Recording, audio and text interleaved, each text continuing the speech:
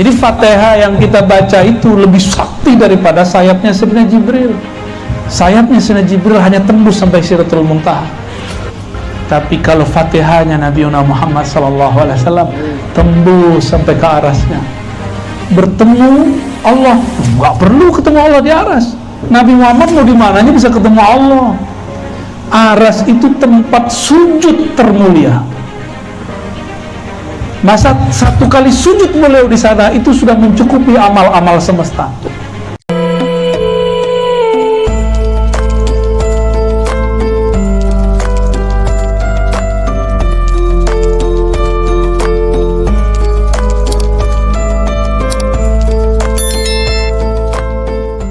Nah, pendek cerita, Nabi SAW diangkat ke langit, dibawa oleh buruk. Buruk itu Nabi nggak mungkin cerita kayak 6 air ya, Sriwijaya, Batik, Citylink, Siti Nurbaya, Siti Nurhaliza, nggak mungkin Nabi cerita begitu. Nabi ceritanya apa? Ada kendaraan lebih tinggi daripada keledai, lebih rendah daripada kuda. Kayak kuda di Indonesia berarti. Oh, enggak juga. Kecepatannya di mana matanya terakhir berhenti, di situ dia nyampe. Nah, matanya dia kan suka-suka dia mau kemana? Itu matanya buruk, mau kemananya boleh. Buruk itulah dulu yang dikendarai Nabi Adam di surga, yang pernah dikendarai Nabi Idris di surga. Itu kendaraan para nabi di surga, diturunkan ke bumi untuk melayani Sayyidul Ardi wal Jannati, ya, penghulu makhluk di bumi, di langit dan di surga, Nabi Muhammad sallallahu alaihi. Si Buruk ini merindukan beliau lama. Kapan Sang Muhammad datang? Karena Buruk ini melihat kepada bidadari. Bidadari itu pembuluh darahnya tulisannya Muhammad, tapi bukan pakai huruf aksara Arab, aksara alam sana. Jadi ketika nabi-nabi masuk ke surga, mereka melihat kok jidatnya, pembuluh darahnya itu pancaran nur tulisan Nabi Muhammad sallallahu alaihi wasallam. Ternyata Nabi Muhammad bisa ditulis dalam banyak aksara. Contoh, mim ha mim dal bisa ditulis M U H A M M A da, ya kan? Kalau orang Turki nulisnya Mehmet, beda lagi kan?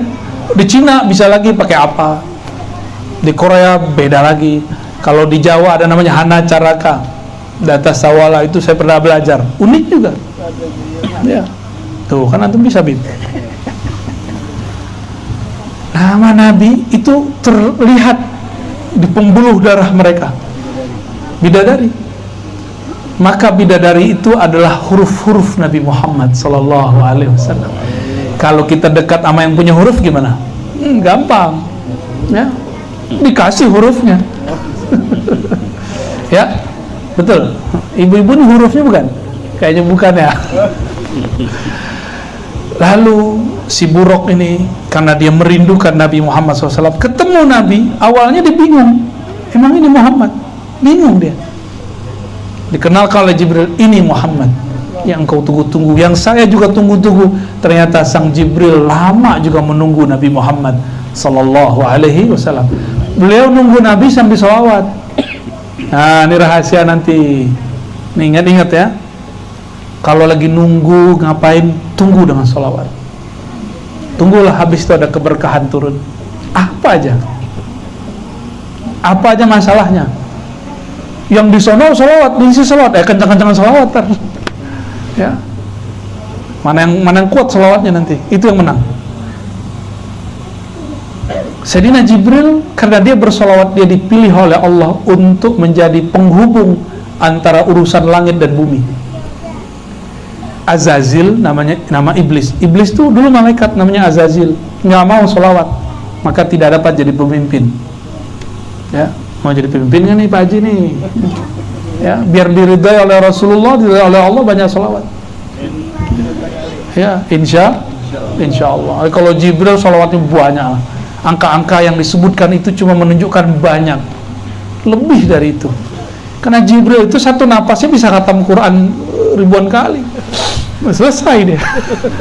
Karena sayapnya udah 360. Jadi dia sekali nafas, dia udah nyampe di mana? Satu kali nafas. Kalau kita bernafas-nafas, Fatihah satu aja nggak khatam. Ada yang lucu, Bib. Kawan saya dulu, mantan kita dulu ya, bukan mantan ini, bukan mantan cinta, bukan mantan teman. Ya, disebut sama dia. Kata dia apa? Fatihah satu nafas bid'ah. Gitu ya. Cara bacanya gitu ya. Bid'ah. Ya, ternyata ini orang nggak belajar ilmu riwayat, bahwa dalam riwayat Ahlul Quran ada cara baca Quran satu nafas. Dan sanadnya kepada Sayyidina Jibril. Jadi Sayyidina Jibril kalau mau terbang, dia baca Fatihah satu nafas, langsung nyampe di langit ketujuh, dia langsung nyampe. Dongeng apa lagi nih Aros ini ya? Atau nggak percaya, sudah. Itu Fatihah lebih canggih dari sayapnya Jibril. Sayyidina Nabi SAW ketika naik ke langit, tembus ke aras, dalam hadis Imam Bukhari dikatakan faghashiyatni sababatun, tiba-tiba ada cahaya di atas cahaya, awan di atas awan, kilat di atas kilat, gak bisa lagi dibahasakan, meliputiku, hilanglah Rasulullah SAW itu. Tiba-tiba beliau tersungkur sujud di aras paling tinggi. Disitulah terjadi dialog. Isi dialognya Al-Fatihah, Alhamdulillahi Rabbil Alamin, dijawab sama Allah. Lanjut Ar-Rahman Ar-Rahim, dijawab Allah. Begitu terus. Jadi Fatihah yang kita baca itu lebih sakti daripada sayapnya Sayyidina Jibril. Sayapnya Sayyidina Jibril hanya tembus sampai Sidratul Muntaha. Tapi kalau Fatihahnya Nabi Muhammad SAW tembus sampai ke arasnya. Bertemu Allah, nggak perlu ketemu Allah di aras. Nabi Muhammad mau di mananya bisa ketemu Allah. Aras itu tempat sujud termulia. Masa satu kali sujud beliau di sana itu sudah mencukupi amal-amal semesta. Jadi jangan antum kira, ini kan yang nggak baca hadis kan lucu, Bib. Dikira Nabi itu ngeliatin Allah begini.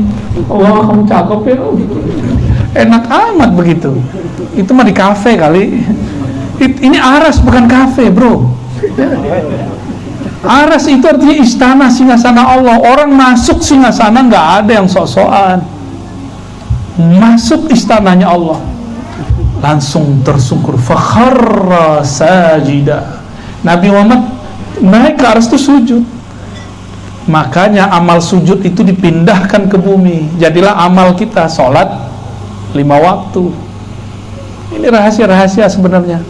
Jadi semakin orang kepalanya ditaruh di bawah, ruhnya akan semakin naik ke aras Allah Subhanahu wa Ta'ala. Kalau namanya ada di sana. Kalau namanya nggak ada di sono, ya nggak naik-naik. Ya. Jadi ke aras itu ketemu Allah atau sujud. Rasulullah mau ketemu Allah di mana aja bisa. Ya, kemana aja, di mana aja bisa.